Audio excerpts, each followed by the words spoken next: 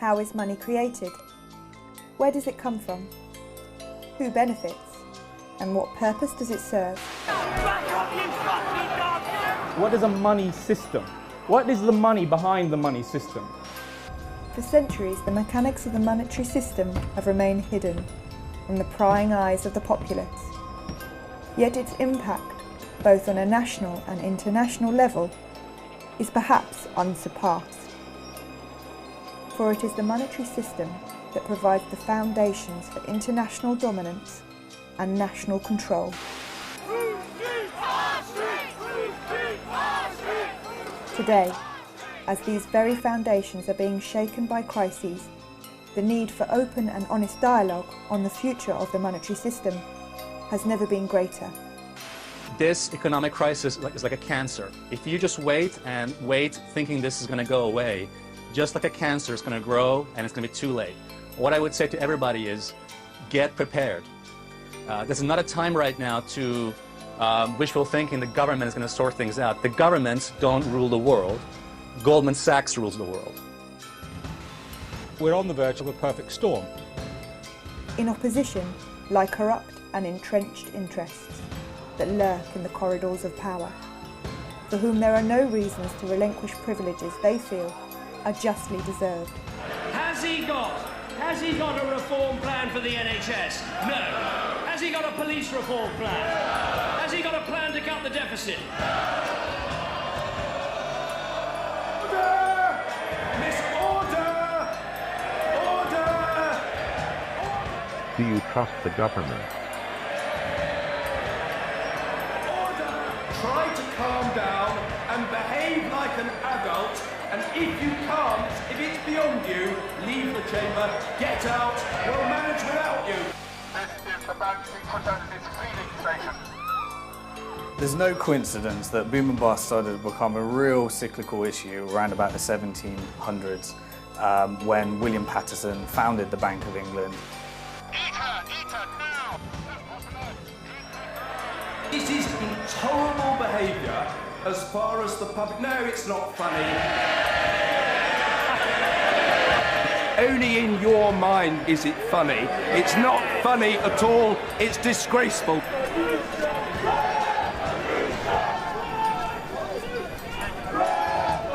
The system is inherently unstable as a result of the international power it provides to the dominant parties. For at the heart of it lies the idea of, how can I get something for nothing? Statistical analysis has found that every time an empire begins to near its own demise, you'll find that its currency will be debased. There is no guide to how this whole system operates. To give you an example, a researcher at the BBC working on a Robert Peston documentary went to the Bank of England and said, can you give me a guide to how money is created? And they just said no. This documentary will investigate and explain this ever-changing system and the impact it has, both on a national and international level.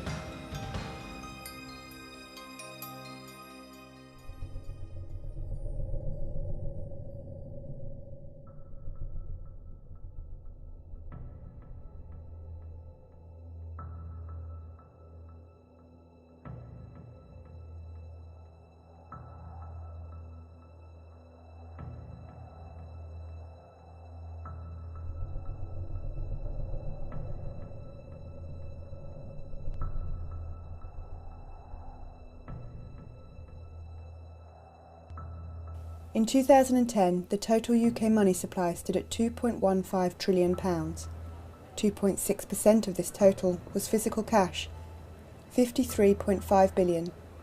The rest, £2.1 trillion, or 97.4% of the total money supply, was commercial bank money.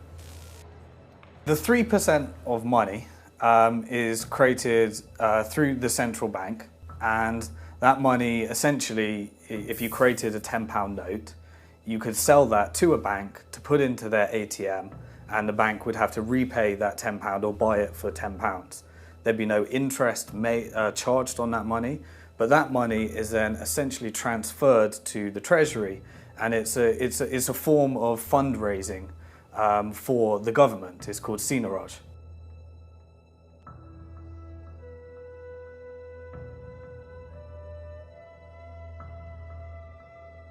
When the Bank of England creates a £10 note, it costed about 3 or 4 pence to actually print that note, and it sells it to the high street banks at face value, so at £10.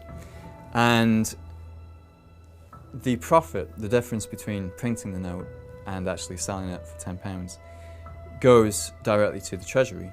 So in effect, all the profit that we get on creating physical money, banknotes, goes to the Treasury, and it reduces how much taxes we have to pay. Over the last 10 years, that's raised about £18 billion. In 1948, notes and coins constituted 17% of the total money supply.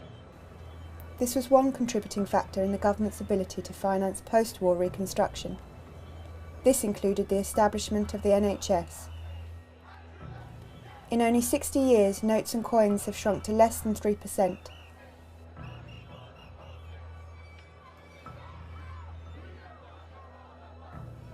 Prior to 1844, banknotes were created by private banks, and the government did not profit from their creation. Pre-industrialisation, there was multiple forms of money coexisting, and so the kind of rise of government-sponsored fiat money is a relatively recent phenomenon. In the 1840s, there was no law to stop banks from creating their own banknotes, so they used to issue paper notes as kind of a representative of what you had in the bank account. Instead of you taking your heavy metal coins out of the bank and then going and paying somebody with them, you could get your paper which said how much money you had in the bank, and you could give that to somebody and they could use that to go and get the heavy metal coins from the bank. Now over time, these paper notes became as good as money. People would use the paper notes instead of going and getting the real money from the bank.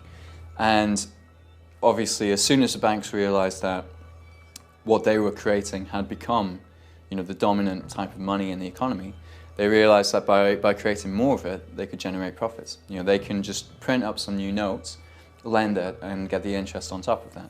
And they did that, up until the 1840s. In the 1840s, they pushed it just a little bit too far, and that caused inflation. It destabilised the economy. So in 1844, the Conservative government of Robert Peel actually passed a law that took the power to create money away from the commercial banks and brought it back to the state. So since then, the Bank of England has been the only organisation authorised to create paper notes. Since then, everything's gone digital, and what we now use as money is the digital numbers that commercial banks can create out of nothing. The problem was that they did not include in that legislation the deposits, the demand deposits held in banks by individuals, or electronic forms of money, which essentially what those demand deposits are today. Most of the money in circulation is electronic money, and it's bank demand deposits that sit in our accounts. So in a way, the legislation needs to catch up with developments in electronic money and the way that banks actually operate. Money held in bank accounts are called demand deposits. This is an accounting term the banks use when they create credit. Banks follow the same process when they create loans. All money held in bank accounts is an accounting entry.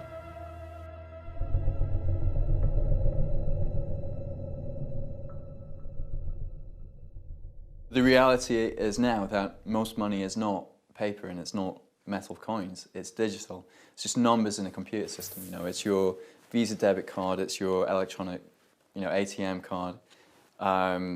It's plastic, It's numbers in a computer system. You move money from one computer system to another.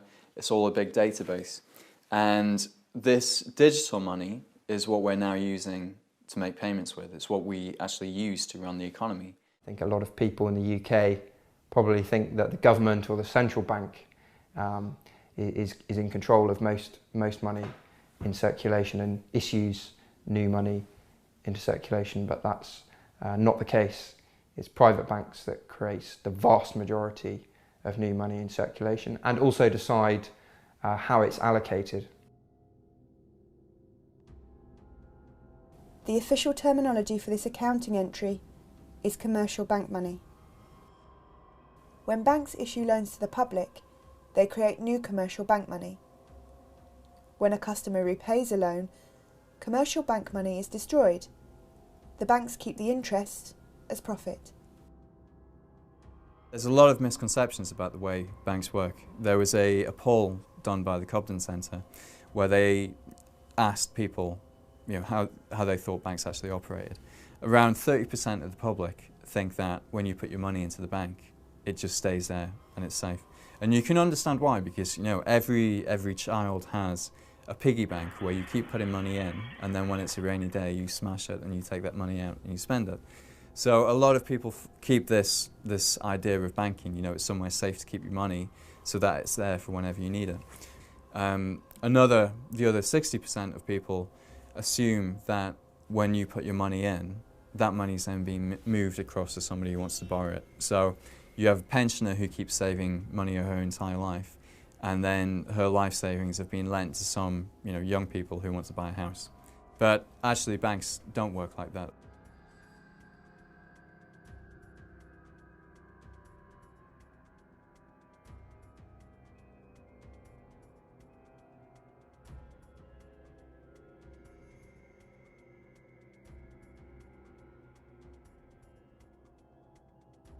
At the moment in the UK, money creation and control is largely in the hands of private banks.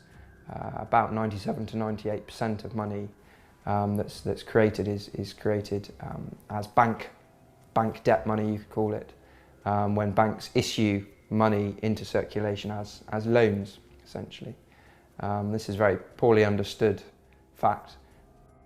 It's not a conspiracy theory, it's not a crackpot theory, it's the way the Bank of England describes the process.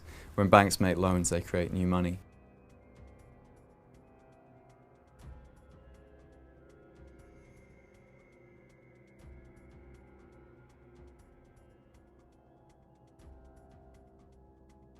A few economists will realise the way the money system works, but if you don't realise the way that money works, and you think that everybody saving is going to work well for the economy. What really happens once you understand the way the money system works is that if everybody starts saving, the amount of money in the economy shrinks and we have a recession.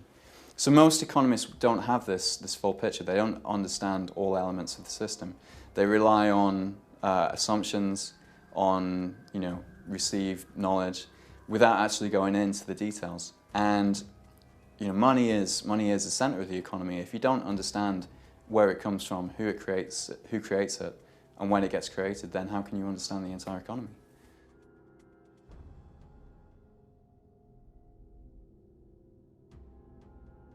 When the vast majority of money that we use now is not cash, but it's electronic money, then whoever's creating the electronic money is getting the proceeds of creating that money. And obviously, creating electronic money is much more profitable than creating cash, because you don't have any production costs at all. So while we've got 18 billion over the course of a decade in profit from creating cash, the banks have actually created 1.2 trillion pounds. Between 1998 and 2007, the UK money supply tripled. £1.2 trillion was created by banks, whilst £18 billion was created by the Treasury. A lot of people think when I say this, or when you say this, or when Positive Money say this, that we're all just a bunch of nutters.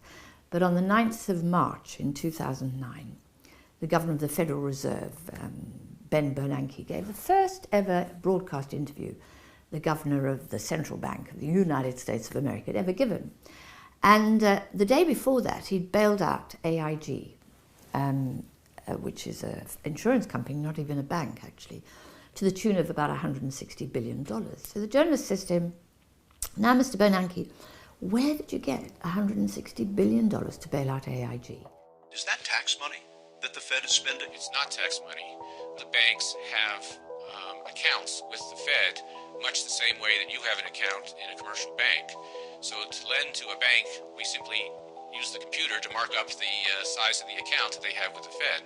So it's much more akin, although not exactly the same, but it's much more akin to printing money than it is to borrowing. Banks create new money whenever they extend credit, buy existing assets, or make payments on their own account, which mostly involves expanding their assets. When a bank buys securities, such as a corporate or government bond, it adds the bond to its assets and increases the company's bank deposits by the corresponding amount. New commercial bank money enters circulation when people spend the credit that has been granted to them by banks. I found that talking on the doorstep from August last year round to August 2009 round to the general election, what, 9 months I suppose, knocking on doors, is that when you try to explain how the money system works,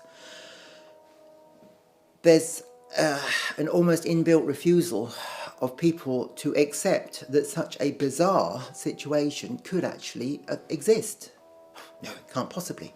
You know, what do you mean? It can't.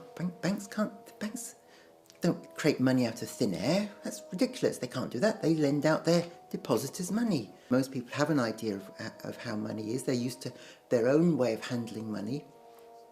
And they try and implement their own idea of how their small household economy works into the national economy. And of course it just doesn't work out. It just doesn't work out at all.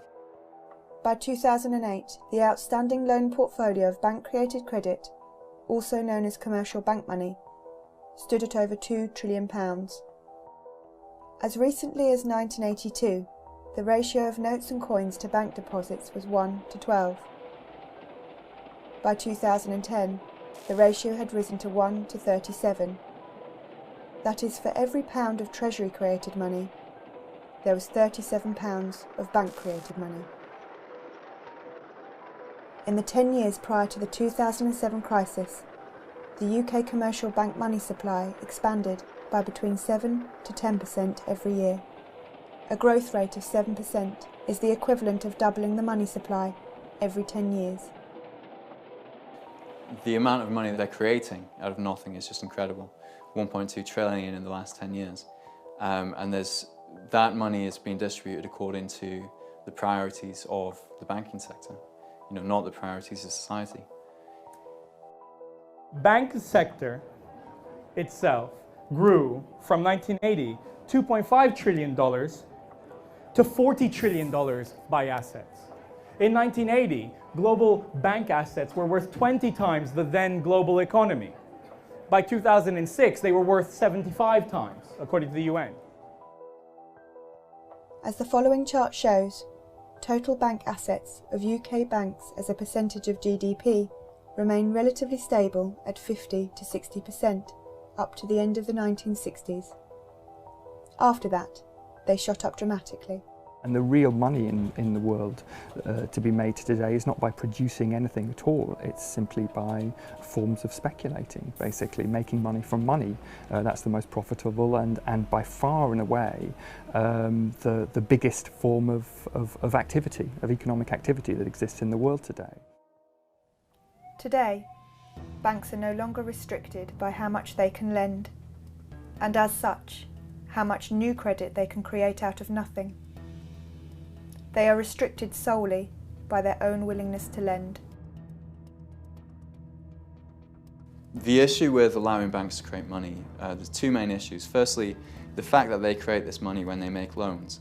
So it guarantees that we have to borrow all our money for the economy from the banks. As such, to have a healthy growing economy, the government needs to put in place strategies to allow for ever-increasing debt.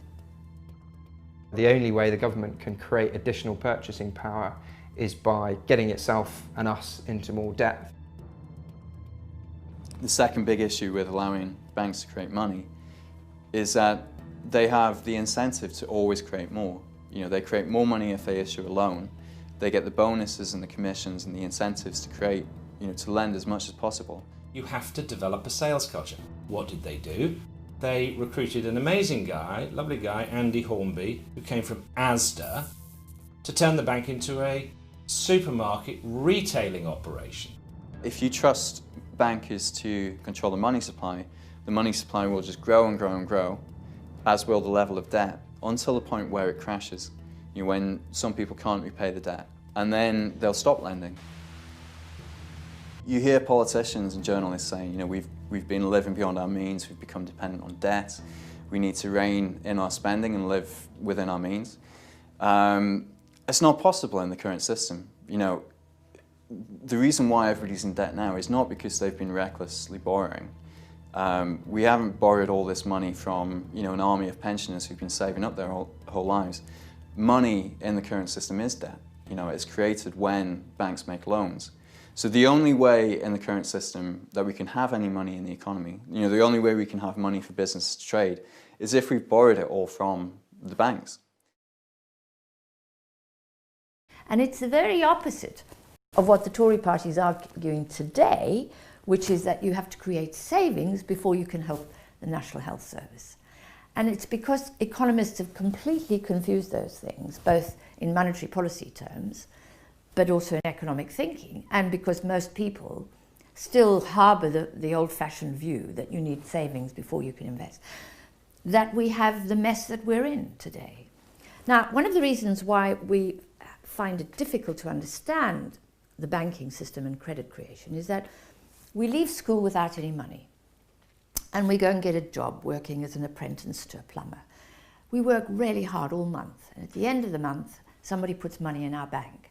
And so for us, the logic is you work and then you get money, you get savings.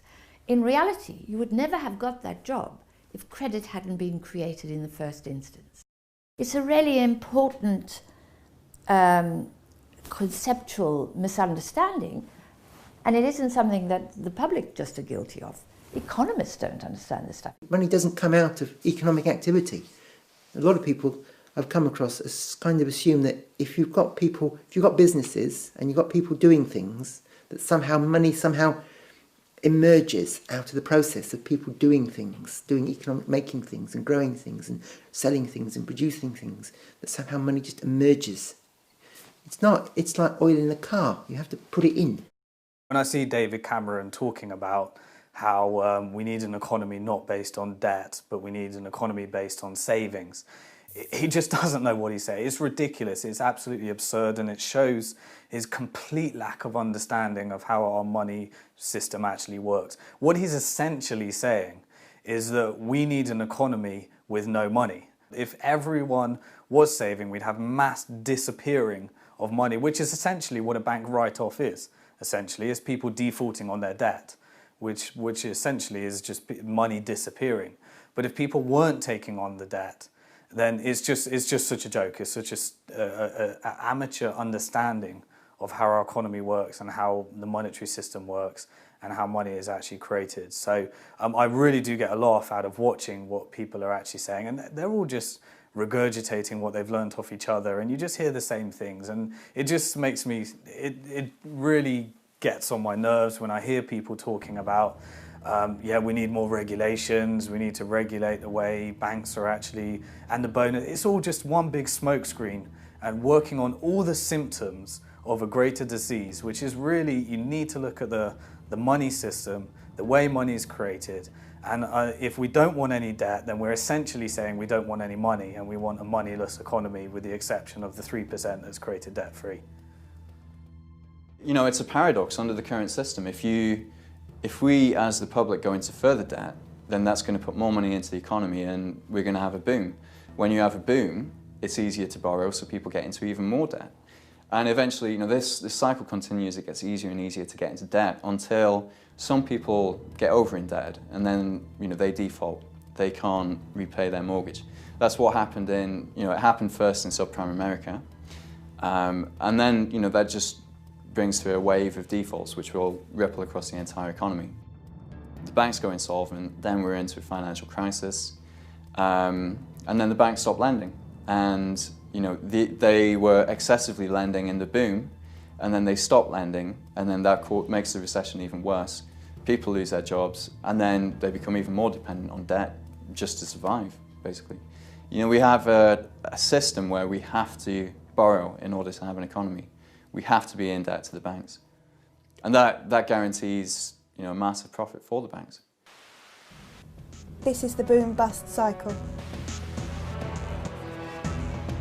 I've said before, Mr. Deputy Speaker, no return to boom and bust.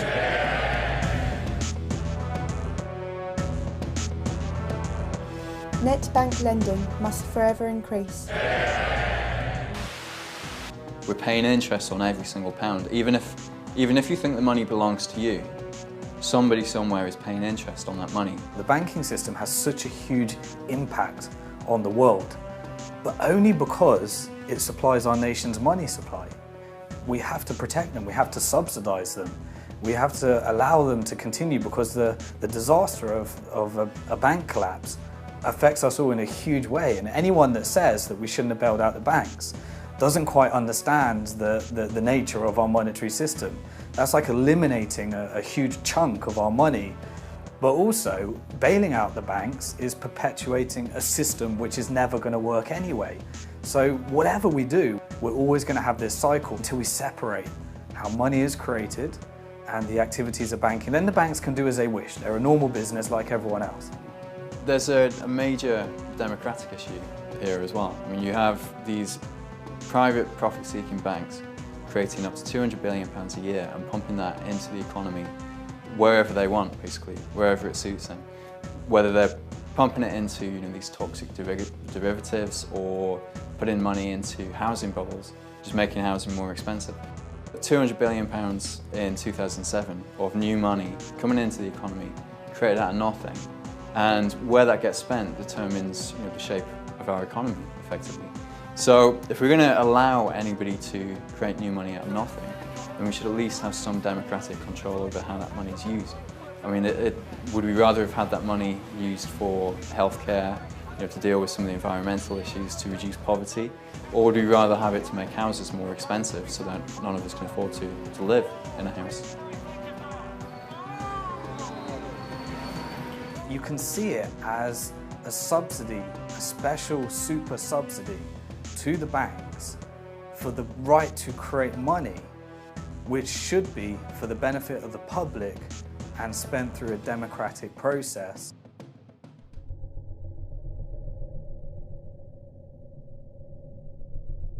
There's also another form of money, which is effectively an electronic version of cash. And it's a type of money that the commercial banks use themselves to make payments between each other. The high street banks don't want to be carrying around huge quantities of money because it's dangerous and it's inconvenient and it's expensive. You have to hire security guards for that type of money. So what they do is they pay each other in what is an electronic version of cash, which in the industry is known as central bank reserves. They keep this electronic cash in accounts at the Bank of England. But as a member of the public, you can't access this electronic cash. You can't get an account with the Bank of England. What they do is they effectively sell this central bank money to the banks. And they do this by creating it out of nothing and using this money to pay for bonds, to buy bonds from the high street banks. So the high street bank will come along with a bond which is effectively government debt, and it will give it to the Bank of England, and in return the Bank of England will type some new numbers into the bank's account at the Bank of England. So effectively they're creating central bank reserves out of nothing. The Bank of England creates central bank reserves by increasing the available credit in the settlement bank's account with the Bank of England. The settlement bank in return posts bonds or sells assets as collateral for the reserves. A total of 46 banks hold central reserve accounts at the Bank of England. Smaller or foreign banks hold accounts with one of these 46 banks to allow them to accept or make payments in pounds sterling. Prior to March 2009, the Bank of England would ask each of the major settlement banks how much reserve currency they needed. The settlement banks would then swap a bond for the reserve currency and agree to repurchase the bond for a specific amount at a specified future date. The settlement banks would then receive interest at base or policy rate for the central bank reserves they held. Since the crises, settlement bank central reserves have shot up dramatically.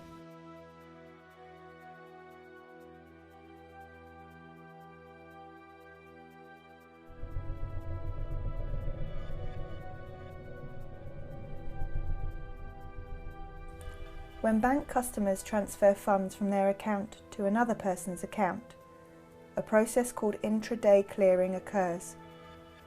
The amount of Central Reserve currency Bank A has at the Bank of England is reduced by the corresponding amount that Bank B receives. This is the importance of Central Reserve currency to banks. Before the credit crisis, if a bank was short of central reserves at the Bank of England to meet its obligations, then the bank would have to loan reserves from other banks with interest.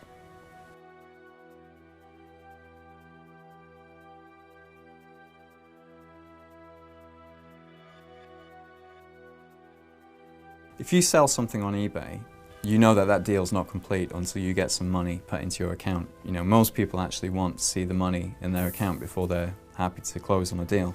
Now the banks are pretty much the same, but they want to see the money in their account at the Bank of England before they consider a deal complete. So for example, if you're buying a house from somebody who banks with a different bank, then what'll happen after you spend $250,000 on a house is you'll tell your bank to transfer some money to the house seller's bank. And what the bank will do is actually instruct the Bank of England to move $250,000 from their account at the Bank of England to the bank of the house seller. And that money will actually move across between the accounts at the Bank of England. When that money is moved across, then the banks will consider that that payment has been made, you know, it's been settled. They don't really deal in the kind of money that we have in our accounts. They deal in this special money that can only be used at the central bank. There are millions of people across the country, all transferring money to each other using only a few major banks. These banks can keep a tally on their computer systems, and usually many of the movements cancel each other out at the end of the day. The 5 major banks, RBS, Lloyds, HSBC, Barclays and Santander, hold over 85% of all deposits. As there are a limited number of banks in the system, the Central Reserve money can only be moved around them in a closed loop. The money is just circulating through the system over and over again. And if you think about it, a £1 coin could be used to make £1 billion of payments if it was circulated 1 billion times. And that's effectively the system that you have now, is you have a small pool of real money that's just going round and round the system, and it's being used to make a huge quantity of payments on our behalf. Just before the crisis, there was only £20 billion in the accounts at the central bank. If they don't have enough of this central bank money, then effectively they can't make payments. And if that happens, then pretty quickly the entire system seizes up. So the Bank of England has the responsibility of making sure there's enough of this money in the system. The requirements for banks to hold a specific amount of reserves has changed many times since 1947. At that time, banks needed to hold a minimum ratio of 32% of reserves, cash, or treasury bonds to deposits. In 2006, the corridor system was introduced, in which banks could set their own reserve targets each month. The rules changed again in March 2009, when the Bank of England introduced quantitative easing. Quantitative easing, in effect, gives settlement banks the Central Reserve currency for free. The Central Reserve currency is what is referred to as the real money in the fractional reserve model. But the fact is, banks can have as much of this as they want, and Central Reserve currency itself is a form of fiat money, which is backed by nothing. As a consequence, there is no longer a meaningful fractional reserve.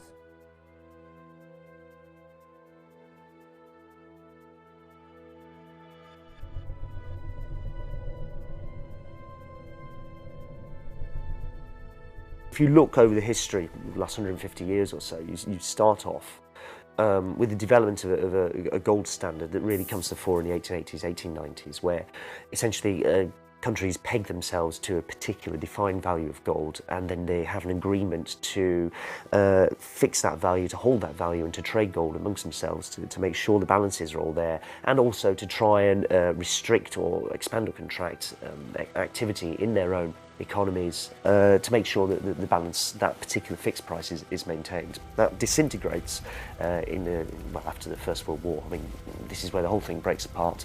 Very major dislocation in the international monetary system at that point, not really resolved until you get Bretton Woods agreements at the end of the Second World War, in which everything is pegged to the dollar and the dollar is pegged to the gold. So you're kind of one remove from gold backing, or saying that there is a definite, sort of solid commodity money behind the paper money and the credit money that we're all using over here. You're kind of one remove from it.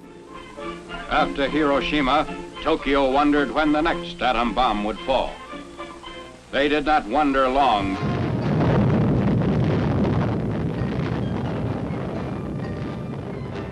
In 1944, at Bretton Woods, the US and the UK began to negotiate how to govern the world economy, the world monetary system, and came up with the World Bank and the IMF and a series of other institutions designed to manage the global currency.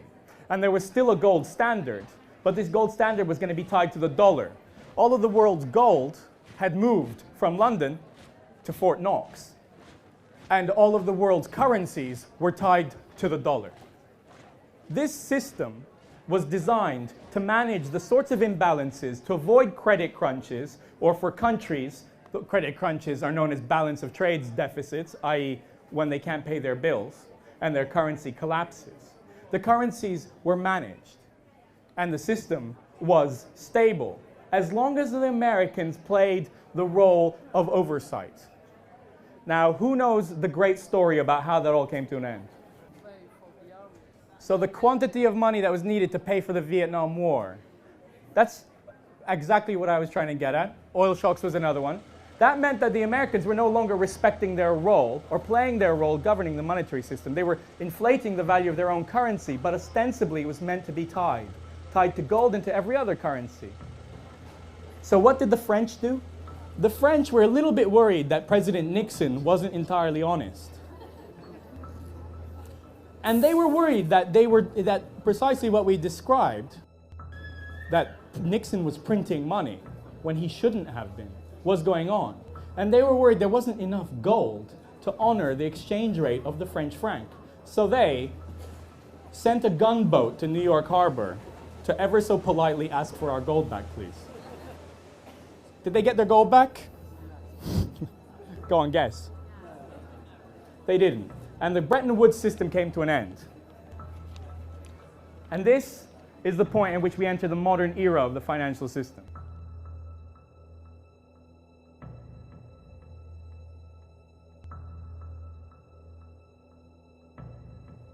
Historically, money creation was pegged to a commodity, often gold, but today it is pegged to nothing. Which means there is nothing backing our money. This piece of paper is just a piece of paper. Where does this leave us? If money is based on nothing, why do we think it has any value? Sorry? Because we can still go and exchange it. What? Well, somebody else was going to shout. Great little Latin fact, the word for credit comes from belief. Correct.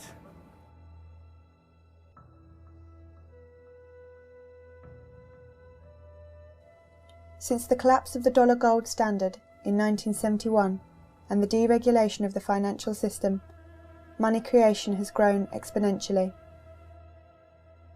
The World Economic Forum meeting in Davos at the present time have called on a need for the credit within the economy, the global economy, to be expanded by $100 trillion, 100 trillion US dollars. A trillion is 12 noughts, so 100 trillion, if you want to imagine, is a 1 followed by 14 noughts.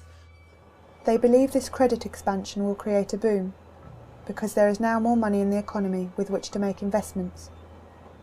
It's fascinating that the emergence of digital currencies, how it's transformed everything really, because it just completely unleashed private banks to dominate and create the money system that works for them and works for the people who run private banks. If we want a growing economy under the current setup, we have to have growing debt. You can't, this is something that very, very few people really understand, especially not the politicians who are managing the economy, which is a scary thought.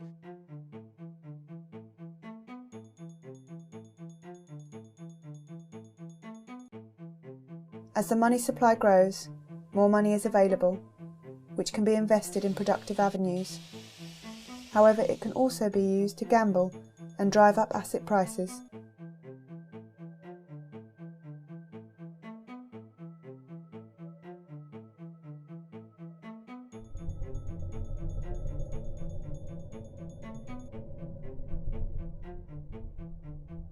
Inflation is a rise in the general level of prices of goods and services in an economy over a period of time.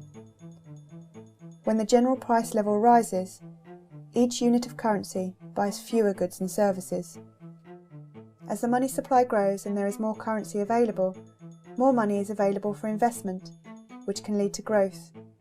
But more money is also available for purchases of goods and speculation, which leads to inflation. Essentially, inflation is what happens when too much money is chasing too few goods and services.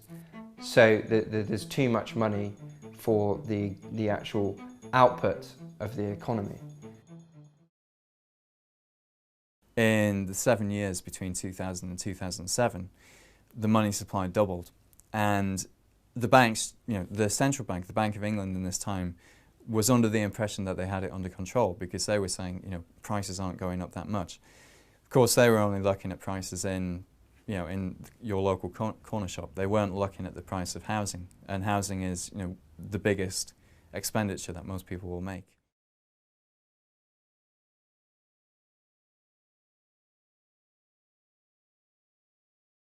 Increasing house prices, it may make you feel like you're becoming wealthier, but as your wealth increases, the effect is that your children's wealth is actually decreasing. So in fact, there's no net gain in wealth because your children are going to have to pay even more when they want to buy a house. So in effect, there's no kind of net increase. They're going to have to earn even more. They're going to have to go into even more debt. So the rising house prices do not create additional net GDP value to the economy. Actually what they do is they redistribute wealth towards those people who already have houses, i.e. wealthier people, and remove it from poorer people who can't afford to get on the housing ladder. So it's another example of a very regressive policy, actually, to allow house prices to simply inflate. It makes everybody feel kind of like things are going well, and people spend more money on other stuff. They take equity out of their houses, but it's not creating new jobs. It's not enhancing the quality of the economy. It's not helping our balance of trade. It's not helping the public deficit. It's a zero-sum game. As of August 2011, 85.5% of consumer bank lending was secured as mortgages on dwellings. If you have somebody creating money that can only be spent on one thing, which is housing, then the price of that thing is going to go up. Between 2000 and 2010, they created over £1 trillion of new money, £500 billion just in the 3 years before the crisis.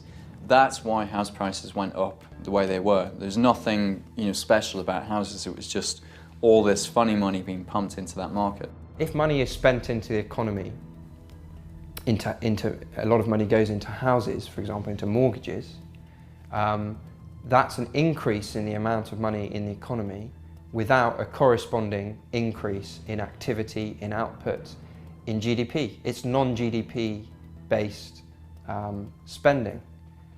That's what causes inflation, and in the UK we've had it in spades. We've had, you know, this massive housing boom, and the main cause for the housing boom, in my opinion, is the huge amount of speculative credit created by the banks to go into houses. If houses were cheaper, they would be easier to build, more of them would be built. There would be less huge houses with hardly any people in them.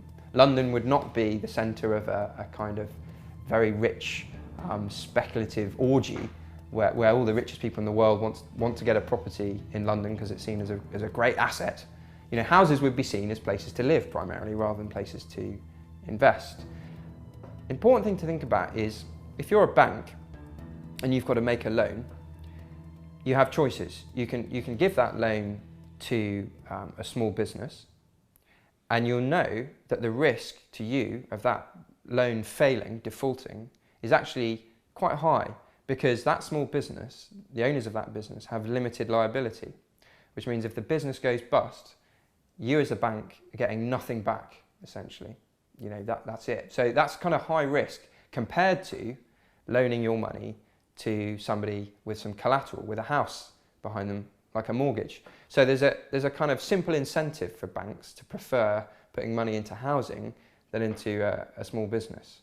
Now that's a real problem if you widen that out across the whole economy, because it means there's an incentive, you know, to put money into speculative rather than productive investment. So again, we have to think about how we create a monetary system that is more balanced between those two kinds of speculative and productive investment. The government showing very little, enormous reluctance to regulate the housing market and to, again, regulate the amount of money that banks put into houses. We don't decide who creates credit for what.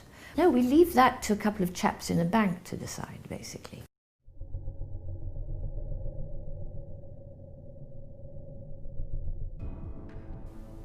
A bubble occurs when there is very high inflation in the price of a specific good or service over a short period of time.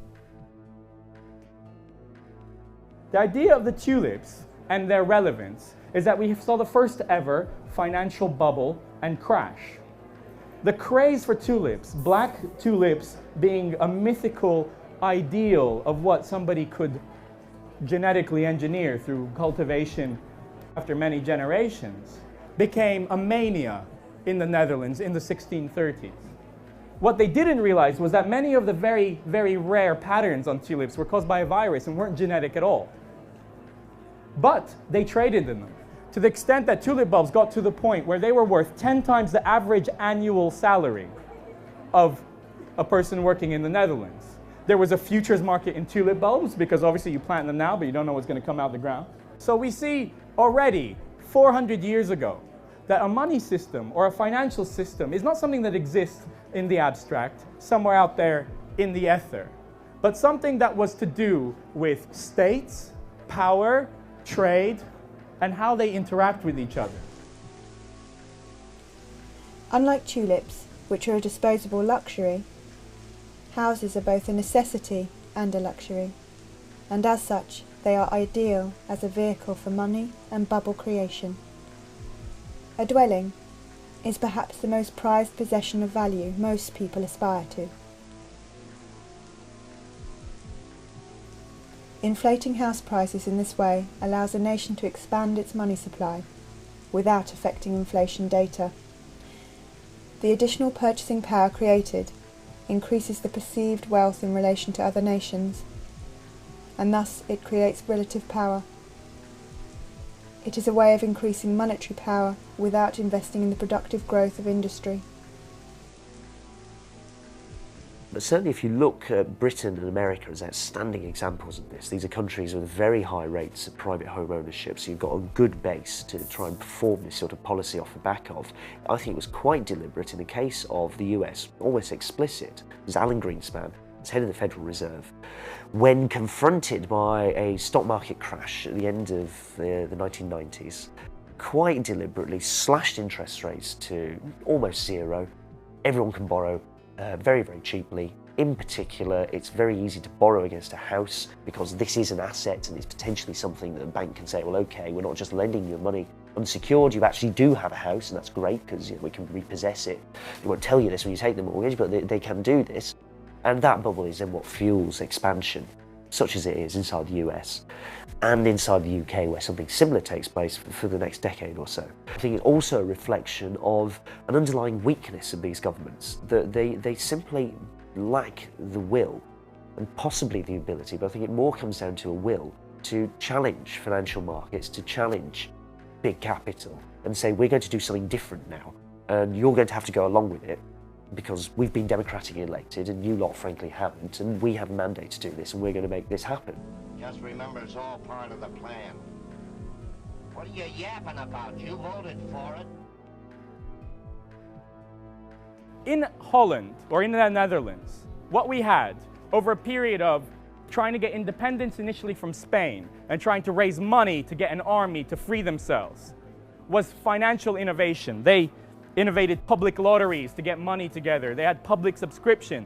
This was the idea that led to the idea of public shares, a piece of the action that anybody could invest in. That meant that something like 2/3 of the population was investing in tulip bulbs by the 1630s. After independence, these instruments were applied to financing expansion. Why was such a small country able to hold its own against so much bigger countries, for example, Spain and Portugal, that had the benefits of their empires for over a century in respect of the Netherlands? Why could they compete? On what resource basis? Well, they had a more efficient, a more involved, and a broader-based financial system with these instruments that they'd innovated that allowed them to bring more money to bear at one point than anybody else more quickly. Incredible, but true.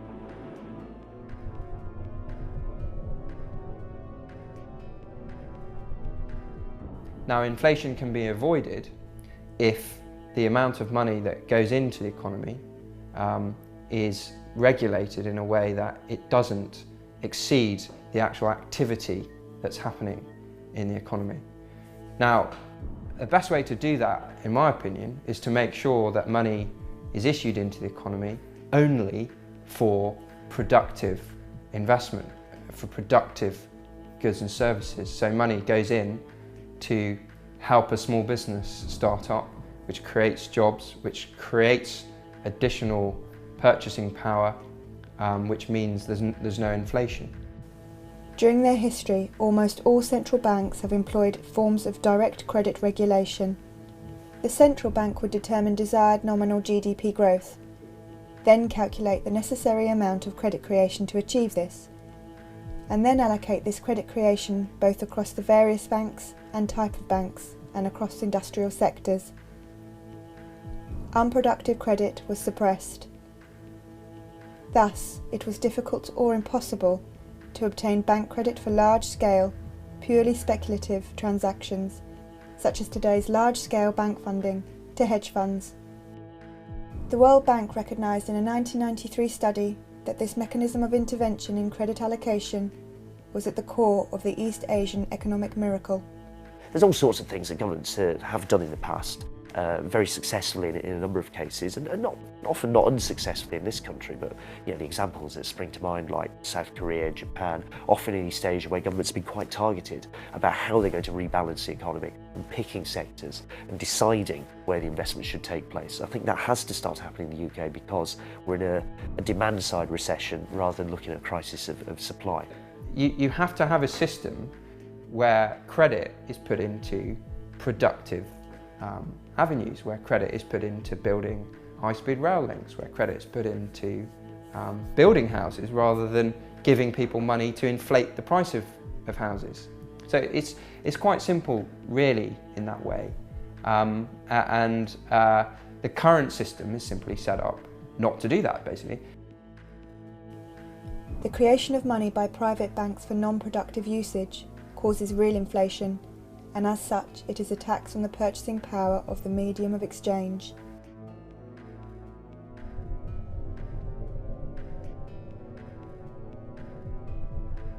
The figures for the UK are quite stark, actually, that average, median, real incomes so that's, you know, what the bit in the middle, for most people declined over the last 8 years or so. They're now in quite sharp decline as we go into the recession. I mean, the sharpest really since, it looks like since about the 1930s, put it that way. So real incomes are declining. Bank-created fiat currency allows the private banks to suck wealth from the economy, and over time results in a gradual decrease in the standard of living. As people become poorer, they become even more dependent on debt. And this at a time when efficiency and machination have improved dramatically. You know, you go back to the 1960s, and we were expected we were looking forward to an age of leisure. What they were talking in television programs saying, what's people going to do with all their spare time? You know, and now we've got more people working harder than ever, spending more than ever, which looks great. You know, everyone's spending more. Everyone says, oh yeah, you know. But if you're not actually benefiting from what you're spending, if you're having to spend the money on childcare costs, on commuting costs, you know, and so forth, just, you know, the costs that people didn't in the past used to have to pay, because, you know, you could walk to work and, you know, one member of the family was able to stay at home and be a permanent homemaker, then you're not actually any better off. You know, everyone's under such enormous pressures nowadays, you know. I am conscious that, say, my 4 nephews and nieces are facing difficult times. She's going to find themselves having to work, you know, very hard just to keep a roof over them, just to get a roof over them, just to keep a roof over their head. People are getting poorer in real terms. It's because prices are always going up, because all this new funny money is being pumped into the system by the banks, and they're creating it all as debt. So at the same time as prices are going up and things are getting more expensive, we're getting further and further into debt, and, you know, our wealth and the return that we get from actually working is getting less and less all the time. I mean, you can't deal with poverty when you have a financial system and a money system that distributes money from the poor to the very rich. Any distribution that you try and do in the opposite direction is, you know, it's effectively pissing in the wind. If you look at issues like, you know, increasing inequality, one obvious way to tackle inequality is to have, say, for example, a redistributive tax system. You know, you tax the rich, you give some money to the poor, you move a bit of money down the scale. That's all very well, but if you completely overlook the fact that there's another redistributive system which is taking money from the poor and giving it to the rich, then you're not really going to tackle this inequality. And the way a debt-based money system works, it guarantees that for every pound of money, there's going to be a pound of debt. Now that debt is typically going to end up with, you know, the poor, the sort of lower middle classes. Those people end up with the debt, and they end up paying interest on that money, which then goes back to the banking sector and gets distributed to the people working in the city or in Wall Street. And what this system does overall is it distributes money from the poor to the rich, essentially. Distributes money from, you know, the poorer regions of the UK back to the City of London. And it also distributes money from all the small businesses, you know, all the little factories around the UK, and distributes that money back into the financial sector.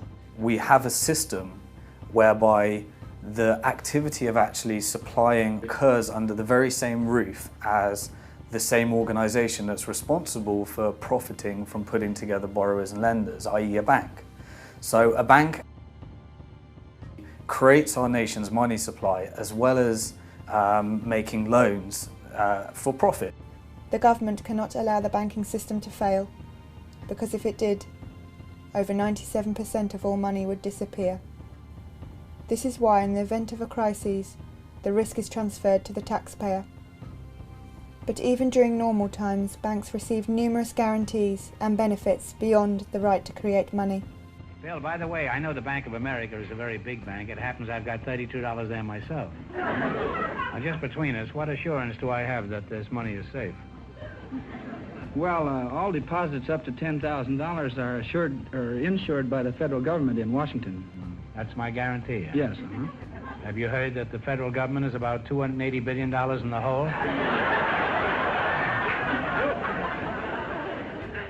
Banks receive large safety nets from the government, the taxpayer guarantees £85,000 as deposit insurance, and the Bank of England provides liquidity insurance in case a bank runs out of reserve currency.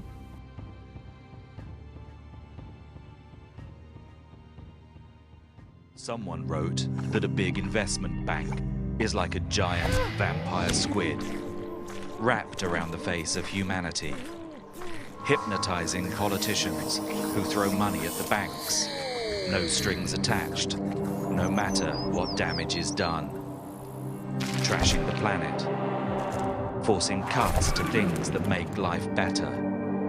Goodbye schools, goodbye playgrounds, goodbye jobs. The bankers that we bailed out then gave themselves bonuses that were bigger than the first wave of public spending cuts. Britain alone gave the banks more money than it cost to put a man on the moon, 6 times over. Where did our money go? Who let the banks get away with it? Why? Can vampire squids ever be useful? No government yet is brave enough to tame them. Perhaps they need a plan.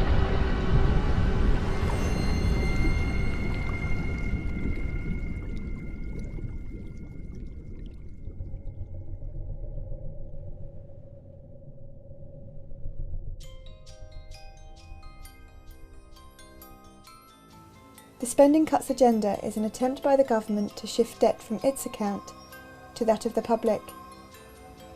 This is the government's response to the bank bailouts and is necessary in a debt-based monetary system where increased purchasing power is the result of growing debt and where a diversification of debt provides overall stability and market confidence. Policies such as student fee increases and the privatisation of public services, assets and industry follow the same model.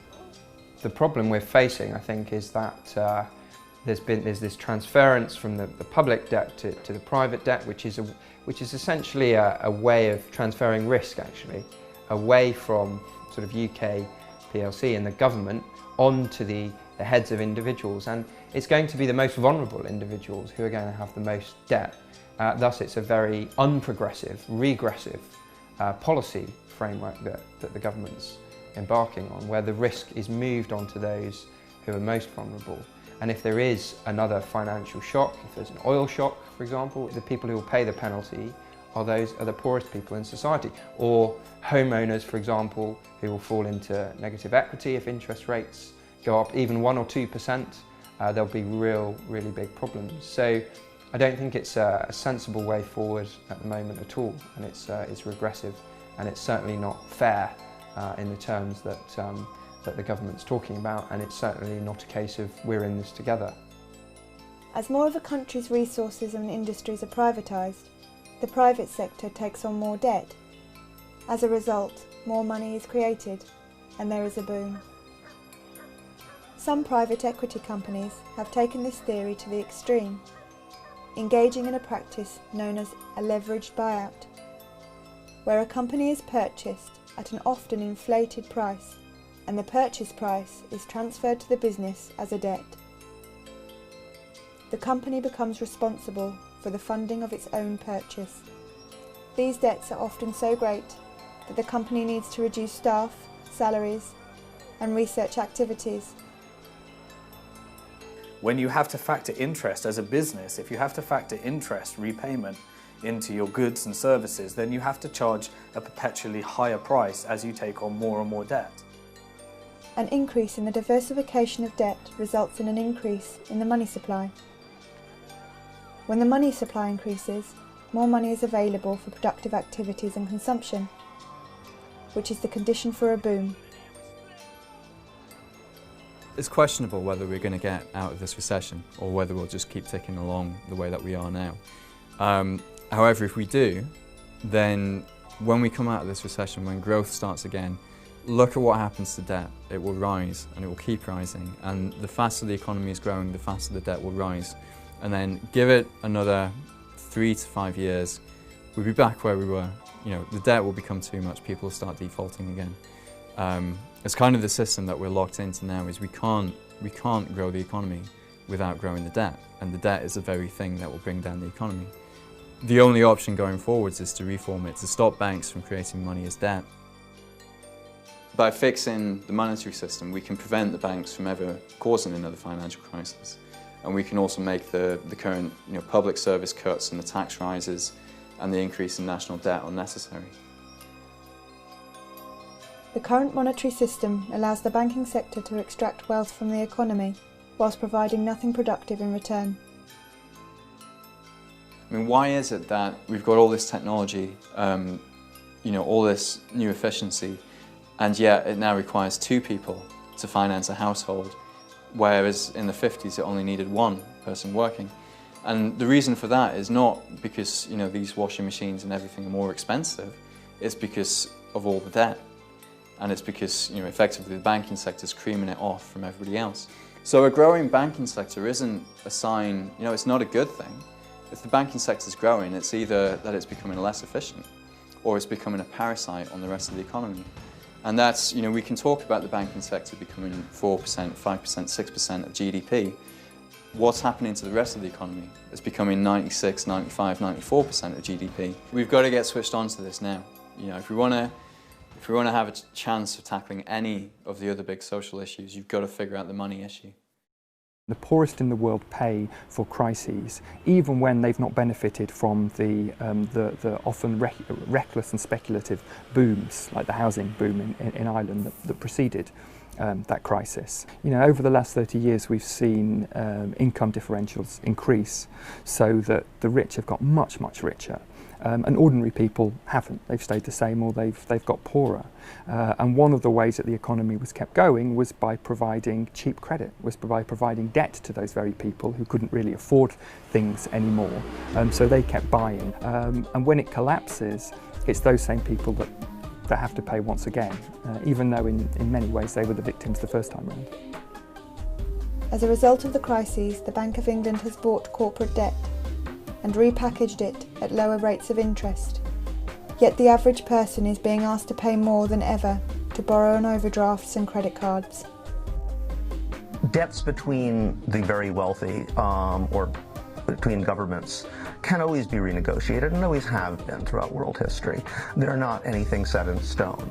It's generally speaking when you have debts owed by the poor to the rich that suddenly debts become a sacred obligation, more important than anything else. The idea of renegotiating them becomes unthinkable. Can you pin down exactly what would keep investors happy, make them feel more confident? That's a tough one. Personally, it doesn't matter. See, I'm a trader. I don't really care about that kind of stuff. Were you born in England? If I see an opportunity to make money, I go with that. So, for most traders, we don't really care that much how they're going to fix the economy, how they're going to fix the whole situation. Our job is to make money from it. And personally, I've been dreaming of this moment for 3 years. If you know what to do, you can make a lot of money from this. I had a confession, which is I go to bed every night, I dream of another recession. I dream of another moment like this. I dream of another recession. I dream of another moment like this. You can make a lot of money from this. Bruno, Virginia hurt somebody real bad. You ought to hate her. The way in which you can look across Europe now and see that the new Prime Minister of Greece, not elected, essentially imposed, Papademos, former employee of Goldman Sachs, the new Prime Minister and Finance Minister of Italy, Mario Monti, former employee of Goldman Sachs, the new President of the European Central Bank, former employee of Goldman Sachs. It's quite, you kind of see these people popping up absolutely everywhere. That's the way to change what we have. Take all power and all freedoms away from the people and collect everything into the hands of one small group with absolute power. From the people, without the people, against the people. What's been interesting out of all this, I suppose, is the question of democracy that's been opened up very starkly in Europe, that you have a government of bankers essentially imposed on you. It's bankers who more or less got us into this mess, to put it rather crudely, but that's a good first approximation to it. And then you say, okay, bankers are the people who are therefore going to get us out of it, and incidentally they're going to run your country now. There's a serious question of democracy that's opened up here. By the way, the banking crisis drove more than 100 million people back into poverty. The mortality statistics of people who go into poverty rise hugely for a whole range of reasons. So the banking crisis isn't just about becoming poorer, it was about killing people as well. And guess what? We haven't really got to the bottom of it. We never held anybody to account, and we haven't done the radical reforming job that we really needed to do, because we mistakenly thought if we destabilise the position any further, it'll make matters worse. And guess who took the decisions? All the people who were there in the first place. I think you ought to know that the business of one of these businessmen is murder.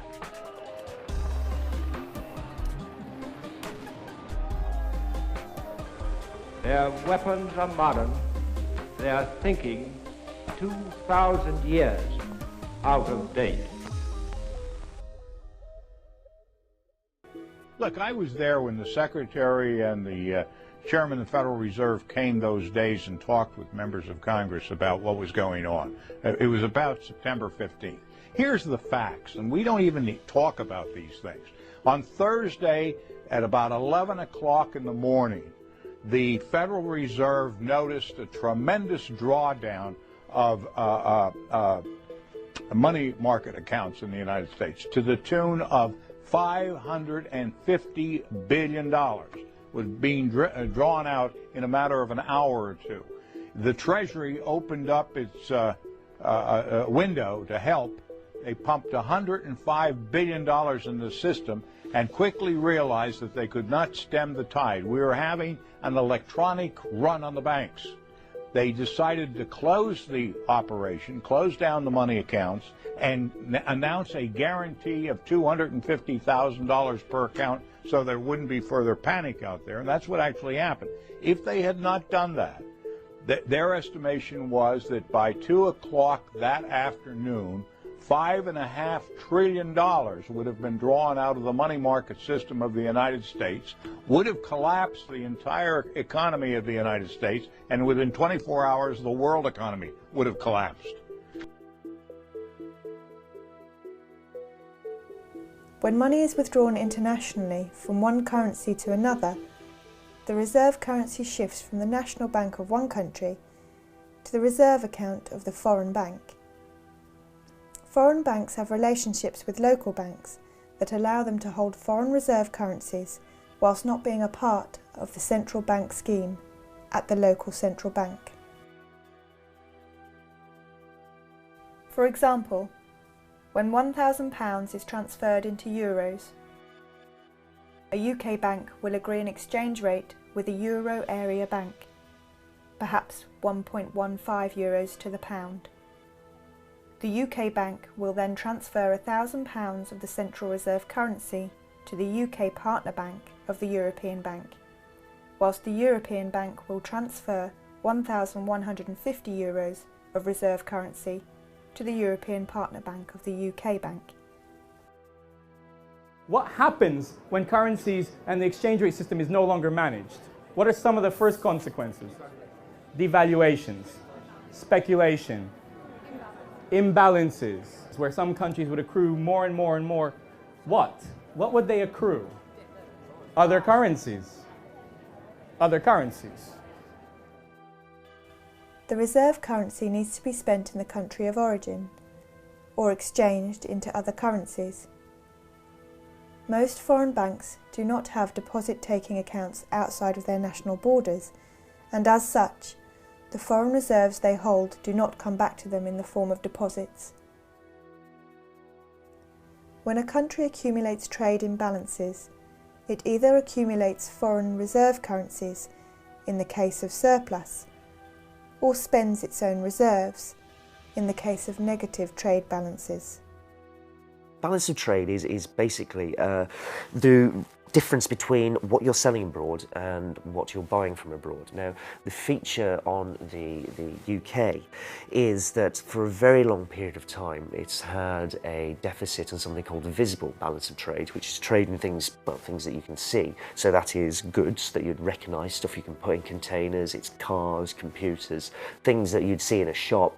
That's been in substantial deficit for, I think it opened up it did open up in the early 1980s. And essentially it hasn't gone away since, and if anything has got wider and wider. Foreign exchange reserves cannot be directly used for domestic spending. The money can only be spent abroad or on imports. A country with a large balance of trade deficit relies on its creditors to spend the imbalances accrued in its own market. I mean, there have been proposals in the past to try and create a mechanism for those imbalances to match up.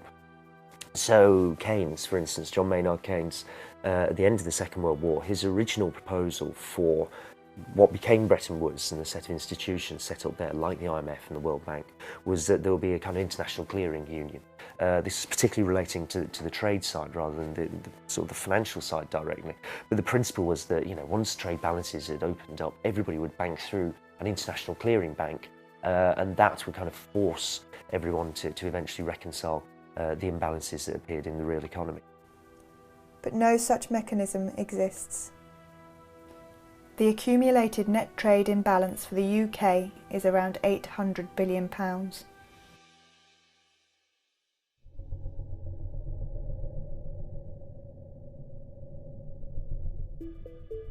In essence, what has happened is that over many years, some countries have had big trade surpluses and others big trade deficits. The countries with trade deficits have been spending more than they've been earning, so they've had to borrow from abroad. And they've been doing this year after year. Countries like that are the United States, ourselves, and some other countries in Europe. That cannot go on. And there are two ways in which this can come to an end. Either, and we're seeing this in some other countries in Europe, if they can't find new ways to become competitive, then their ability to repay the debts is called into question.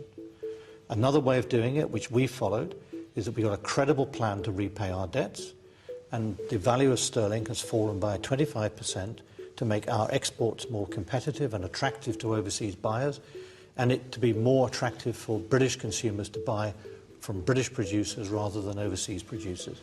That is what we have done to put in place a framework to rebalance our economy, and I'm sure that's the right way to do it. Currency war, also known as competitive devaluation, is a condition where countries compete against each other to achieve a relatively low exchange rate for their currency. As the price to buy a particular currency falls, so too does the real price of exports from that country. Domestic industry receives a boost in demand both at home and abroad. It's made British exports appear rather cheaper, so they've kind of recovered a little bit, but because the rest of the world is now looking really quite ropey, they've started to fall back down again. So what we're looking at is something that almost a kind of anarchy, and in a way, the increasing anarchy. This is what's happened over the last few years, where the Brazilian finance minister has been most vocal about this, talking about currency wars, talking about the desire of national governments when confronted by a major recession. They think if we could export more, we could dig ourselves out of this recession. If we want to export more, we depreciate our currency. That makes our goods cheaper, everyone else buys them, we'll all be better off. Now, the issue here is that if you depreciate, it's like everybody else appreciates against you. Their stuff becomes more expensive, so they're not too happy about that. They also want to depreciate, and this is where you can see a competitive round of devaluations breaking out. To decrease the value of its national currency, a national central bank sells reserve currency into the market. It creates this currency out of nothing by typing numbers into a computer.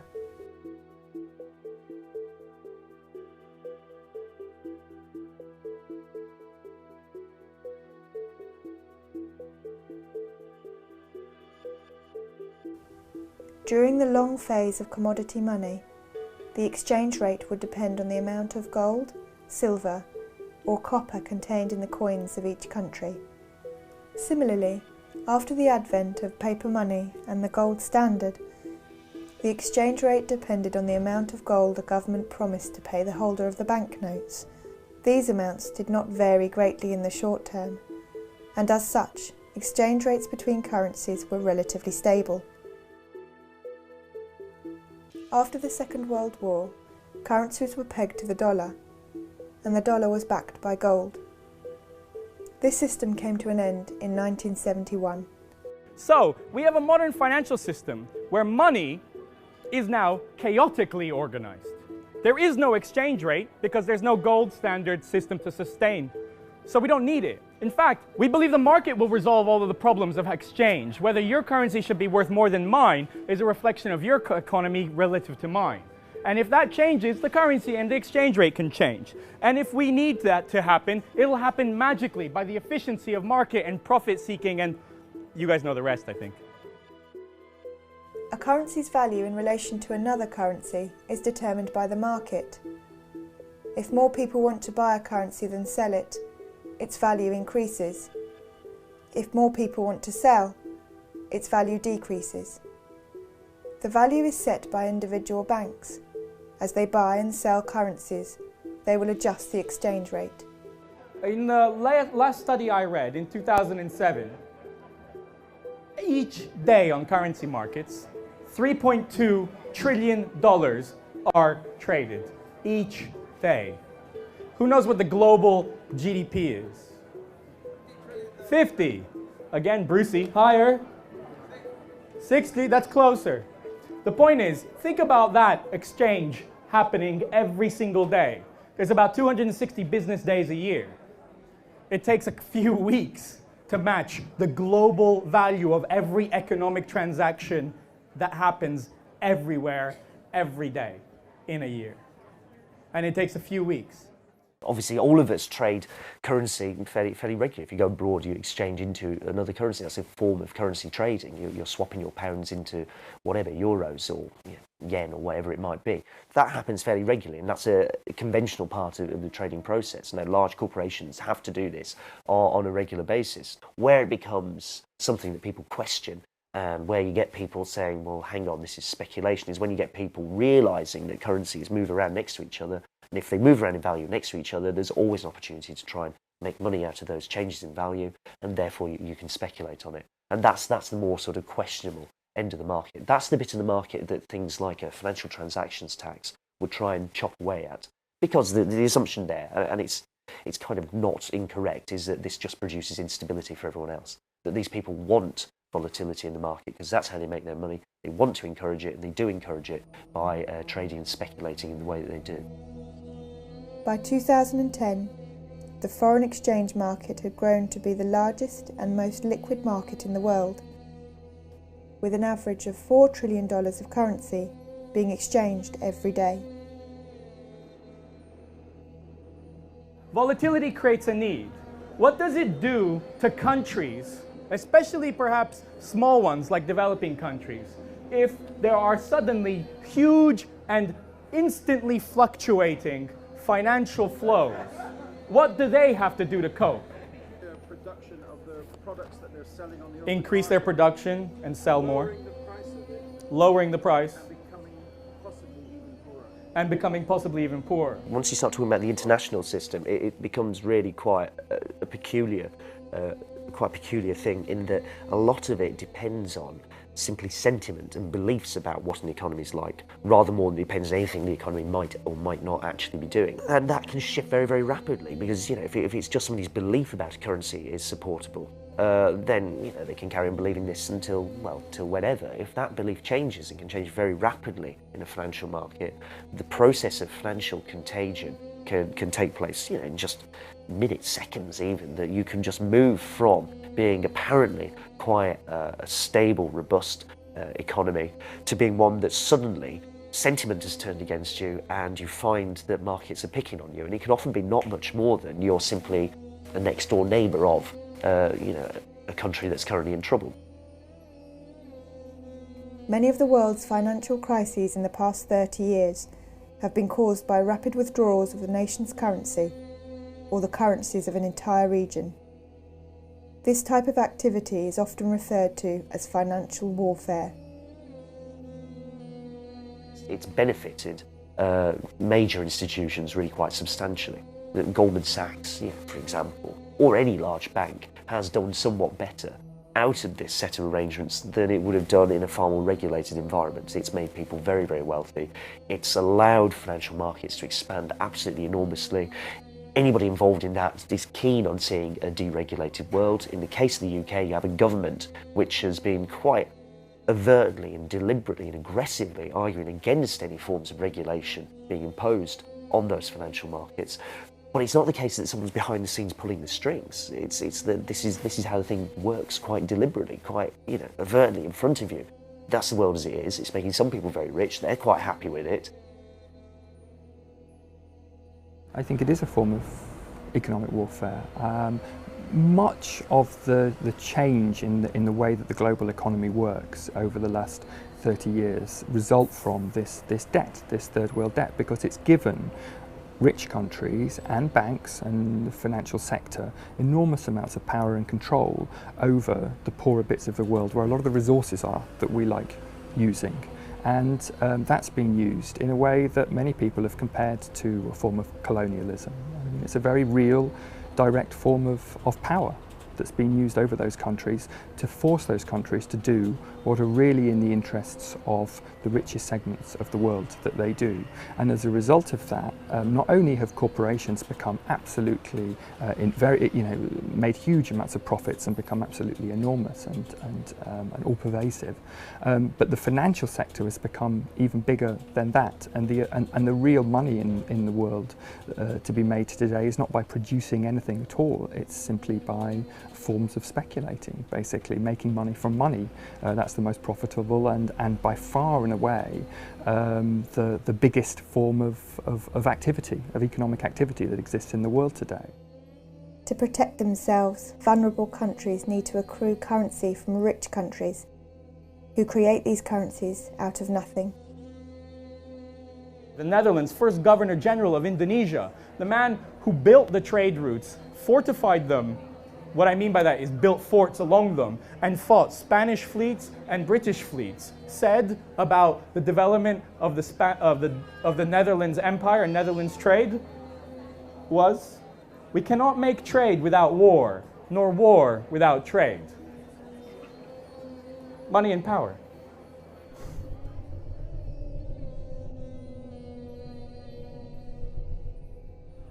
So reserves have become the way in which you can insure yourself against what? Speculation. You said speculation. Speculative attack. Fall in the markets. Bubbles. When a country succumbs to a speculative attack, it is asked to deregulate its markets and conform its financial system to that of the dominant party. The big problem that's faced by most developing countries who got into a debt crisis was that they were told by the powers that be in the world, the International Monetary Fund, which is in many ways governs the global financial system, that the way to get out of debt actually is first of all to restructure your economy, especially to increase your exports so you're earning more dollars, and then you can pay off your debt, which is normally in dollars or some other foreign currency. Unfortunately, time and time again that was proved to not be the case at all. Actually, countries cut back their public spending to the bone, so they stopped growing, they stopped having any potential for growth, and what they did produce was aimed at the export market, was aimed at creating dollars and so on. So they were paying off their debts, but they weren't developing their own economy at all. They were paying far more in debt repayments than they were spending on health or education or anything else, and their debts just kept getting bigger and bigger and bigger. The country becomes a vassal state, allowing large corporations to exploit its natural resources and workforce.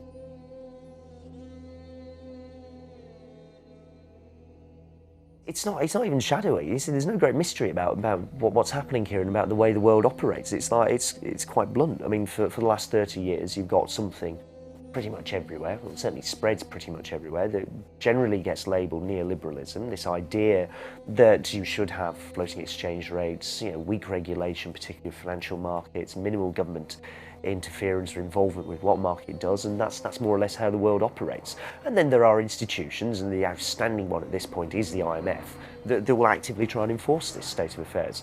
So it's not greatly shadowy, if you see what I mean, that there are people behind the scenes somewhere trying to manipulate stuff. It's actually, this is quite overt. This is happening, and this is how, for my entire adult life, actually, is what it starts to look like. This is how the world has operated, and it's made some people very, very wealthy. It's produced enormous concentrations of wealth. So when the International Monetary Fund comes in order to try and alleviate a country's debt problems, it imposes a set of conditions. And in the 1980s and 90s, they called that set of conditions structural adjustment program. And it tends to take very similar forms wherever it happens. And indeed, we can see structural adjustment programs in essence happening today in countries like Greece and Portugal and Ireland, where countries are instructed to decrease the amount that they spend on the public sector. They are instructed to liberalise their trade market and liberalise their capital market, so money can much more easily come in and out of their economy. And the idea is that this will encourage investment to come in from richer parts of the world, and that all of their problems will be solved from this investment. And in actual fact, this has proved time and time again to be completely without foundation. In actual fact, what happens is it destroys fledgling industries and capacities in these developing countries, and developing countries become completely dependent on goods and services from developed countries, and also from capital from developed countries. One of the things the International Monetary Fund is very keen on is telling countries to lower the taxes that should be paid by multinational corporations when they come and operate in a country, because then you'll encourage more multinational corporations to come in. Of course, what it also means is the profits that are made by those multinational corporations leave the country just as quickly, and the country itself doesn't benefit. And today you have many developing countries which have got almost no tax base. They've not developed a tax base at all, and so they're even more dependent on international capital markets, on the money markets, on creating debt. And that's why you have so many countries in the world that have really been robbed of their sovereignty. It's very difficult to see how democratic societies can evolve or function when actually a government is more dependent on the diktats of the International Monetary Fund and the money markets than it is on their own people.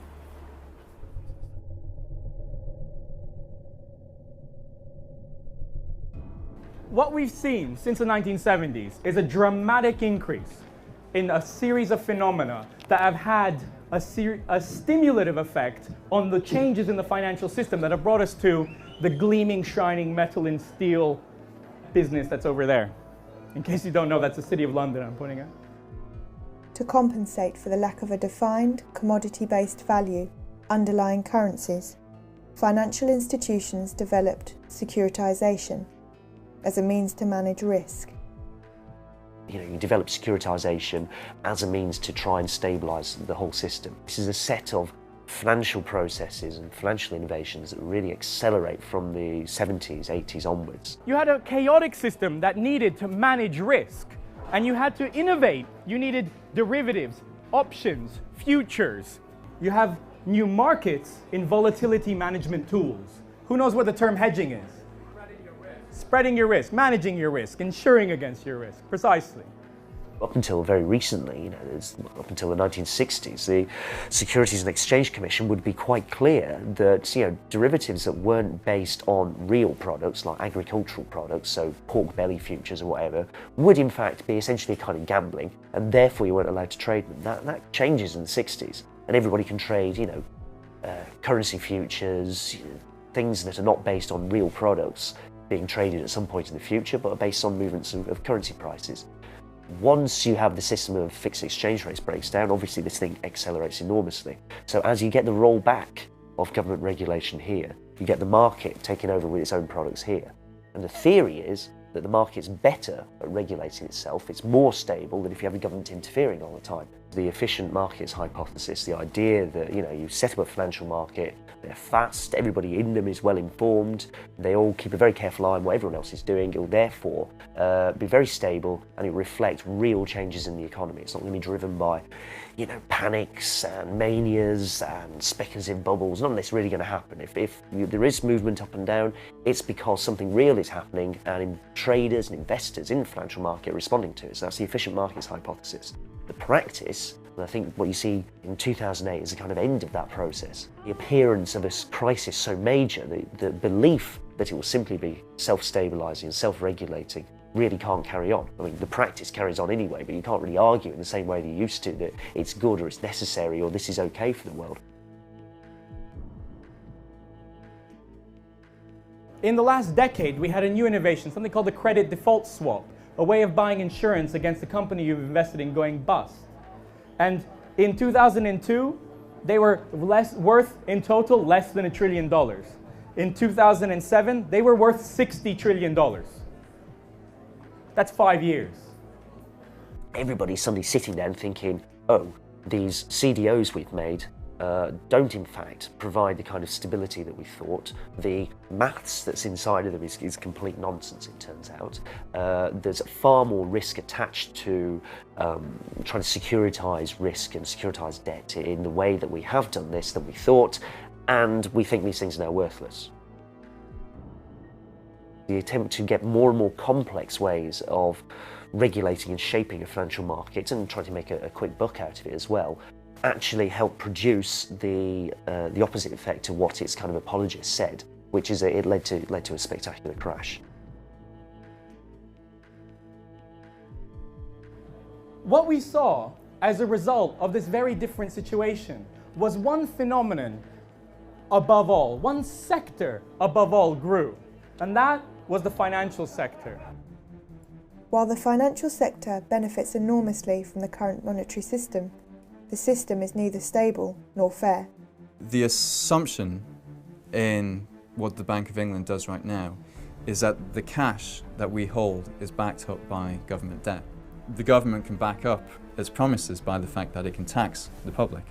So what they're implying is that cash is backed up by government debt when government debt is backed up by the ability of government to get cash from the public. Time and time again over the last 30 years we've seen private debts being transformed into public debts, and ultimately the price of that debt is paid by the public in the debtor country. This is why spending cuts are necessary. The system is designed to make certain people very rich at the expense of a nation's citizens and taxpayers. The system lowers the standard of living of the majority and distributes this wealth among the privileged. So what we're left with is a financial system since the early 70s that has no fixed exchange rates, that suddenly has increasingly open financial borders, that has central banks having to manage without having any control because there's nothing here where the gold used to be. Chaotically, they have to ease quantitatively. They have to lend as a lender of last resort. Throughout history, monetary systems were designed to give the dominant international power an advantage, and this power is fiercely defended and expanded on.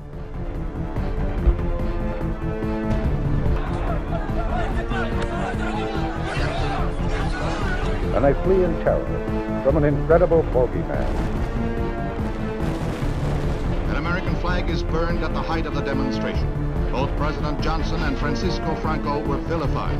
A new low in public protest added strain on Spanish-American relations. Order in the court! Order in the court! I want Americans and all the world to know. Come on, fire! I want Americans and all the world to know. America has no regard for conventions of war or rules of morality.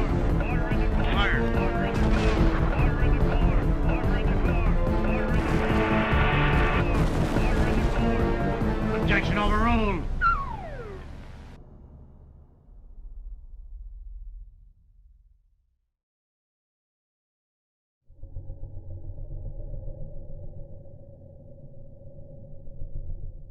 What I would like to see is a new kind of currency that is backed by something that is scarce and that we really need and we really value, something like energy or renewable energy, for example. So a sort of kilowatt-hour backed currency would be very interesting to me. We need to start valuing the things that are most scarce, and that we need to survive as a human race in the long run, and backing an international currency with something like that will generate enormous investment in, for example, renewable energy, if that's the primary international unit of account that's being used. Another option is a basket of currencies, so you mix up the value of different currencies to create a very solid currency that people have confidence in. Perhaps even better would be a basket of commodities with which to back up international currencies. Now, if it was possible, internationally, some way or another, to get all these competing and increasingly competing national economies together and say, we're all going to sit down and write out an agreement, somewhat like the Bretton Woods Agreement, which will allow for, unlike Bretton Woods, allow for some currencies to be pegged against different baskets of goods that are more appropriate to their national economies. And you can sort of arrange this. If you could arrange that to happen, then that would be nice, and you can see how that would start to create a kind of order in the international macroeconomy, which is otherwise lacking. The real difficulty there is just political. It's like, who on earth is going to do this? Who is the force that's going to kind of make this thing happen? Creating a monetary system which is both fair and stable is possible and can be achieved. What are international organisations for, if not for such a purpose?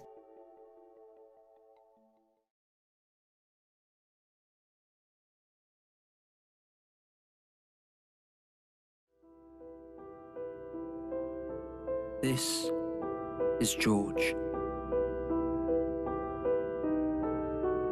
George worked in a big bank in the City of London.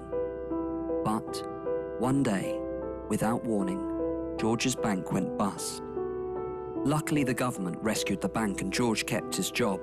But the greedy government wanted something in return for their help. They demanded a higher tax on George's salary and bonus. For someone with a high-cost lifestyle like George, a shock like this can be devastating. Now George struggles to afford the rent on his riverside apartment in central London.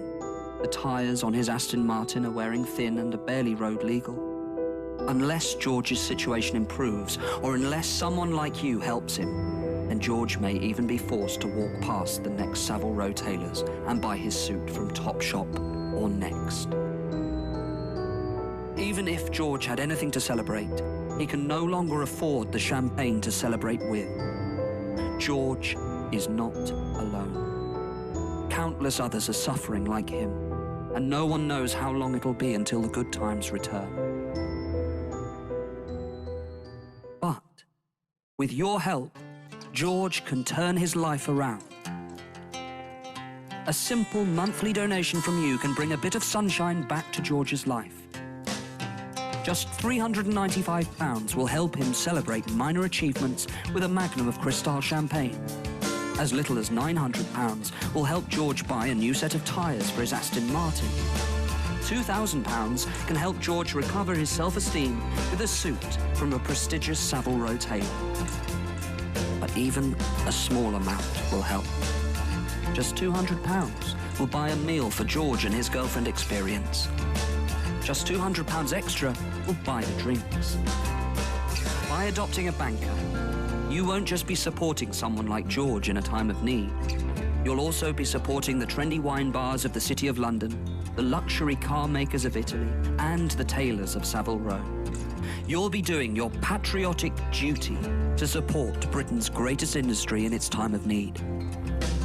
And when the good times return and George gets his bonus back, the taxes he pays will help fund the public services that the rest of you scroungers depend on. So please, until the good times return for George and those like him, will you give today?